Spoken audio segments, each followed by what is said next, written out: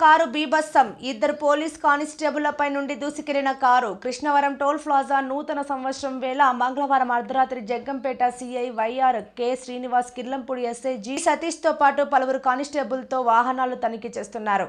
వైజాగ్ నుండి గంజాయి తరలిస్తున్నారనే సమాచారం రావడంతో అర్ధరాత్రి 1:30 సమయంలో విశాఖ వైపు నుండి రాజమండ్రి వైపు వెళ్తున్న కారును పోలీస్ సిబ్బంది ఆపే ప్రయత్నం చేశారు. దీంతో డ్రైవర్ కారును పక్కకు తీసి ఆపినట్టు నటించి డ్రైవర్ వాహనాన్ని ఒక్కసారిగా ముందుకు పోనిచ్చారు. కారును ఆపే ప్రయత్నం చేసిన ఇద్దరు కానిస్టేబుళ్ల పైన కారు వారి మీది నుండి దూసుకుపోవడంతో గాయాలు పాలయ్యారు.